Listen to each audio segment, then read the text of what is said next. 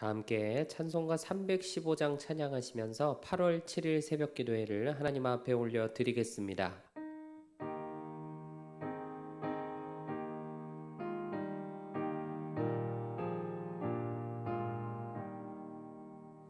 내 주 되신 주를 참 사랑하고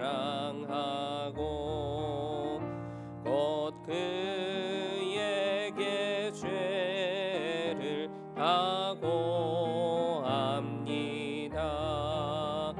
그는 은혜를 주신 내 예수시니 이전보다 더욱 사랑합니다. 주 날 사랑하사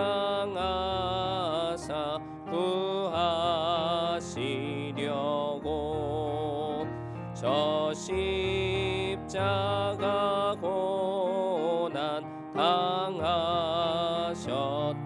당하셨도다. 그 가시관 쓰신 내 주 배우니 이전보다 더욱 사랑합니다.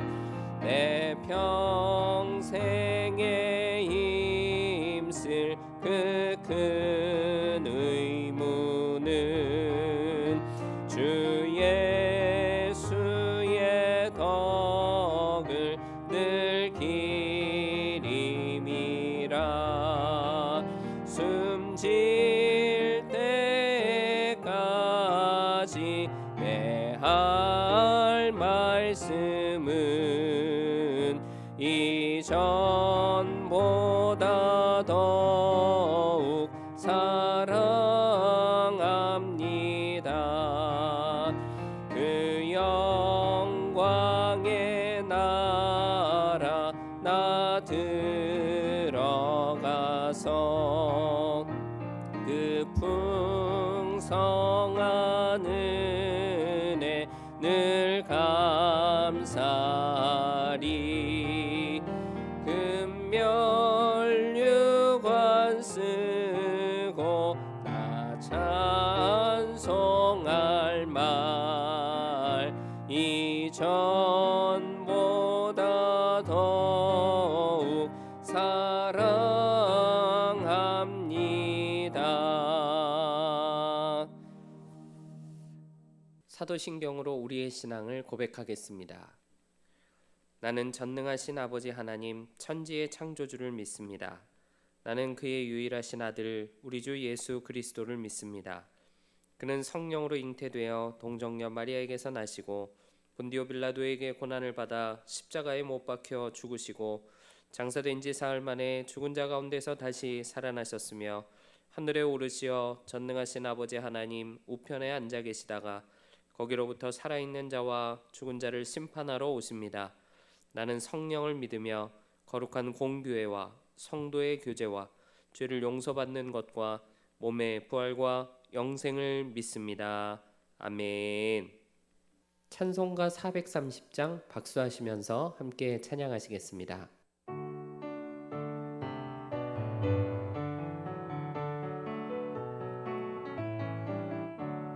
주와 같이 길 가는 것 즐거운 일 아닌가. 우리 주님 걸어가신 발자취를 밟겠네.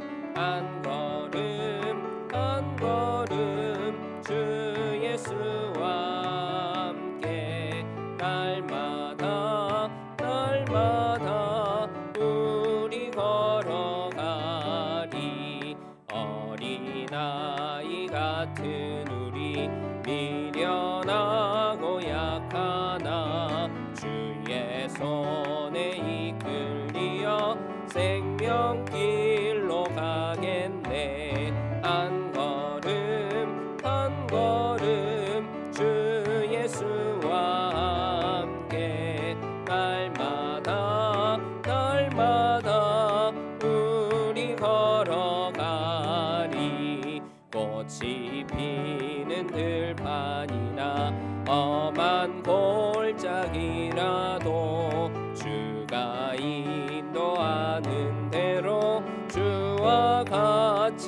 가겠네. 한 걸음 한 걸음 주 예수와 함께 날마다 날마다 우리 걸어가리. 옛 선지자의 녹같이 우리들도 천국에 들려 올라갈 때까지 주와 같이 걷겠네. 한 걸음 한 걸음 주 예수와 함께 날마다 날마다 우리 걸어가리. 오늘 우리에게 주시는 하나님의 말씀은 레위기 21장 10절로 12절까지 말씀입니다. 하나님의 말씀을 받겠습니다. 함께 고백하시고 저와 여러분이 말씀을 합독하겠습니다. 하나님의 말씀을 받겠습니다. 자기의 형제 중 관유로 부음을 받고 위임되어 그 예복을 입은 대제사장은 그의 머리를 풀지 말며 그의 옷을 찢지 말며 어떤 시체에든지 가까이 하지 말지니 그의 부모로 말미암아서도 더러워지게 하지 말며 그 성소에서 나오지 말며 그의 하나님의 성소를 속되게 하지 말라. 이는 하나님께서 성별하신 관유가 그 위에 있음이니라. 나는 여호와이니라. 아멘. 할렐루야. 하나님의 말씀과 기도의 능력으로 오늘 하루도 승리하시기를 주님의 이름으로 축복합니다. 페르소나라는 말이 있습니다. 사람이 자기 역할에 맞게 그때그때 집어쓰는 가면이 있다는 뜻입니다. 많은 사람들이 남편, 아내, 부모, 자녀, 친구, 동료, 선후배, 이웃, 다양한 관계 안에서 여러 가지 가면을 바꿔 쓰면서 살아갑니다. 우리 믿는 성도들은 최우선순위가 늘 하나님인 사람들이죠. 하나님의 부르심에 늘 응답하고 구원받은 하나님의 자녀로 살아야 되는 것이 마땅합니다. 하나님의 자녀로 사는 우리들의 삶의 모습은 어떤가 돌아보기를 원합니다. 교회에서의 모습이 있고 가정이나 직장에서 보여지는 모습이 있습니다. 근데 그 모습이 늘 한결같은지 똑같은지, 그렇지 않으면 이쪽과 저쪽이 다른 경우가 있는지, 후자인 경우가 많습니다. 어딘가에서는 가면을 쓰고 아주 의도적으로 남들이 보여주기를 원하는 모습, 또 내가 처세하기 유리한 모습을 보여주면서 살기 때문에 그렇습니다. 그러다 보니까 이쪽 저쪽에서 모습이 서로 상반되기까지도 하죠. 레위기 21장 안에서 제사장과 대제사장이 어떠해야 되는지 말씀하고 있습니다. 9절까지는 제사장이 어떻게 해라, 10절부터 24절까지는 대제사장이 지켜야 될 규례에 대해서 말씀하고 있는데, 성전에서는 거룩하게 섬기고 또 일상은 똑같이 살아야 되는 제사장과 대제사장이 어떠해야 되는지 오늘 말씀을 통해서 우리가 보게 됩니다. 제사장에 대해서도 규례가 엄격하죠. 그런데 특히나 대제사장은 일반 제사장들보다 정결함에 대한 규정이 훨씬 더 엄격했습니다. 근데 이걸 다 지켜야 됐죠. 관유로 기름 부음을 받았고 또 장엄하고 화려한 장식이 달리는 예복을 갖추어 입었고 1년 중에 딱 한 번 하나님의 거룩한 임재가 있는 지성소로 들어가는 모든 백성들을 대표하는 단 한 사람, 더 까다로운 정결을 요구받는 사람들의 대표자, 그게 바로 대제사장이었습니다. 머리를 풀지도 말아야 하고 옷을 찢지도 말아야 합니다. 제사장은 가족의 시신을 가까이 할 수 있지만 대제사장은 그 설령 부모라 할지라도 그 시신을 가까이 할 수가 없었습니다. 대제사장의 직분을 수행하는 동안에는 부모가 죽어도 슬퍼할 수 없었고 성소에서 나올 수도 없었습니다. 대제사장의 직무를 묵묵히 온전히 감당해야만 했습니다. 왜냐? 하나님께 특별히 바쳐진 존재였기 때문이었습니다. 대제사장은 하나님 앞에 전적으로 헌신해야 되는 존재였습니다. 하나님께서 맡겨주신 직무를 감당하는 것이 그 어떤 일보다 중요하고 우선적인 일이었던 사람이 대제사장이었습니다. 부모의 장례라고 할지라도 거기 함께 할 수 없는 사람. 그렇다면 대제사장은 부모를 돌보지 않는 불효자인가? 우리가 생각해 볼 수 있겠죠. 왜 부모의 장례도 함께 할 수 없는 것인지. 누군가의 자식이고 또 가족인데 부모의 죽음을 아파하고 눈물 지을 자격이 있는데 그럼에도 부모의 시신을 가까이 할 수 없고 슬퍼할 수 없었던 것은 그렇게 해야만 한다고 대제사장은 나만 바라보고 주목하고 초점을 집중하라고 하나님께서 명령하셨기 때문이죠. 가면을 바꿨을 필요가 없다고 하시는 거예요. 그리고 사명의 자리를 지키라고 하십니다.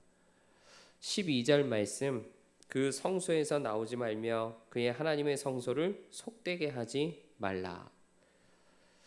가족의 장례 또 개인적인 문제 다 있죠. 사람들은 필요에 의해서 그때그때 나한테 적합한 가면을 바꿔 씁니다. 근데 대제사장은 너는 안 된다고 하나님이 결론을 먼저 찍어 주셨기 때문에 대제사장은 묵묵히 하나님만 섬겼습니다. 장례뿐만이 아니고 감당해야 될 책임이 막중했죠. 또 일반 제사장은 이혼한 여자와 결혼할 수는 없어도 과부와는 결혼할 수 있었는데 대제사장은 과부하고도 결혼할 수 없었습니다. 왜냐하면 그 후손이 대제사장직을 물려받아야 됐기 때문에 혼자만 거룩하면 안 되고 아내와 자녀들이 함께 구별되어야 했기 때문에 그랬습니다. 몸에 흠이 생겨도 안 됐죠. 선천적인 장애가 있다면, 신체적인 흠이 있다면 처음부터 배제시켜 주었지만 중간에 사고를 당한다든지 질병을 앓는다든지 결격인 사유가 후천적으로 생기게 되면 대제사장의 직무를 더 이상 수행할 수 없도록 했습니다. 살다 보면 부득이 몸이 상하는 일이 생길 수도 있고 내가 의도하지 않았는데도 얼마든지 다치거나 하는 문제로 어려움이 생길 수도 있는 것인데 그걸 안 된다고 잘라버리다니 하나님이 너무하시다. 명색이 대제사장으로 지금까지 어떻게 섬겼는데 하나님이 그걸 안 봐주시나? 아닙니다. 성소에 바쳐진 희생 제물처럼 거룩하게 구별된 대제사장은 몸에도 흠이 없어야 됐어요. 그럼 흠이 발생하는 문제가 생기면 어떻게 되는가? 후천적인 어떤 이유로 인해서 몸에 흠이 생기게 되면 직무에서는 배제되지만 혜택은 동등하게 누릴 수 있도록 해주셨습니다. 차별이 아니라 직무를 면제시켜 주는 것이었고 권리를 박탈하는 것이 아니라 똑같은 권리를 누릴 수 있도록 해주시는 것이죠. 하나님이 원하시는 것은 분명합니다. 고린도전서 4장 2절 그리고 맡은 자들에게 구할 것은 충성이니라. 골키퍼는 골대 앞에 있어야 되고 초소를 지키는 보초병은 초소에 있어야 되죠. 어떠한 상황 가운데에서도 하나님 앞에 충성하는 마음, 충성을 다하는 순종을 통해서 하나님은 영광을 받으시는 줄로 믿습니다. 우리는 내 안에 그리스도께서 사시는 사람들, 그리고 예수님 안에 머무르는 하나님의 자녀들입니다. 세상은 갈수록 악해지고 영적으로 어두워지고 혼탁해지는데 세상의 풍조가 사람들을 휘어잡고 또 집어삼키는 시대를 살아가는 우리들이 사실 무리하지 않아도 될 이유, 순종할 수 없는 이유를 찾자면 1000가지도 찾을 수 있고 10,000가지도 찾아낼 수 있는 이런 시대를 우리가 살아가고 있지만 주님은 우리들에게 말씀하시는 거죠. 너는 내가 나의 생명으로 너의 죄값을 치러내고 나의 보배로운 피로 너를 덮어 죄와 사망 가운데에서 건져내고 구별해낸 나의 자녀다. 너의 충성을 원한다. 해야 할 많은 일들이 있는 것을 잘 알지만 그걸 다 내팽개치라고 하는 것이 아니고 너의 마음의 중심에 나를 향해 충성하려는 마음이 가득하기를 원하고 그 본심이 너의 삶의 행실이 되기를 원한다. 하나님은 오늘 대제사장의 모습을 보여주시면서 우리들에게 말씀하시는 겁니다.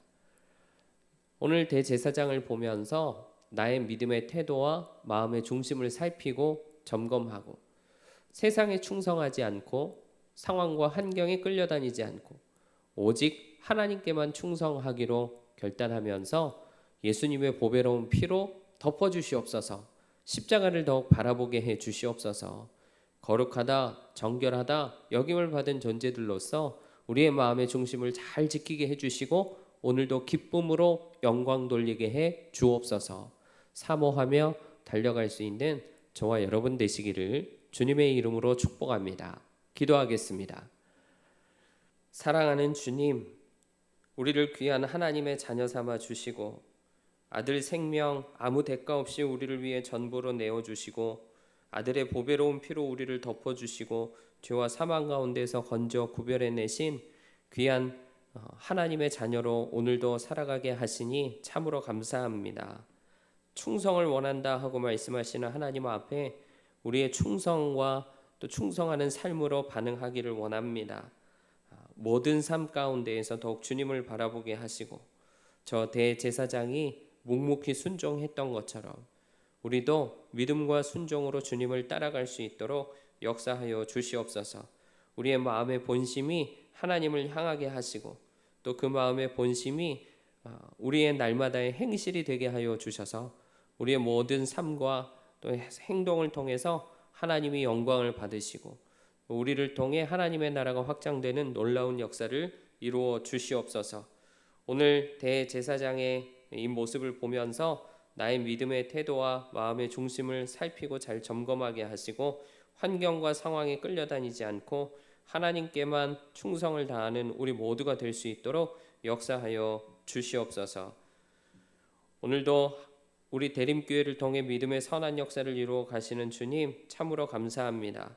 우리에게 주신 111의 비전 성취되는 놀라운 영광을 보게 해주시고 교회에 세우신 담임 목사님 장중에 붙잡아 주시고 능력으로 함께하여 주셔서 하나님 나라와 하나님의 영광을 위해 우리 목사님 마음껏 들어 사용하여 주시옵소서. 모든 태국 단기 선교 가운데 하나님 간섭하여 주시고 이제 출정이 얼마 남지 않았는데 마지막까지 붙잡아 주시고 지켜 주셔서 주님만 남는 선교 감당하고 돌아올 수 있도록 역사하여 주시옵소서. 국가 간의 모든 대립과 갈등이 해소되게 하시고 세계에 가득한 기후의 위기와 경제의 위기가 풀어지는 놀라운 은혜를 베풀어 주시옵소서. 오늘도 성도들의 가정과 기업을 지켜주시고 넘치는 은혜와 복을 부어 주시옵소서.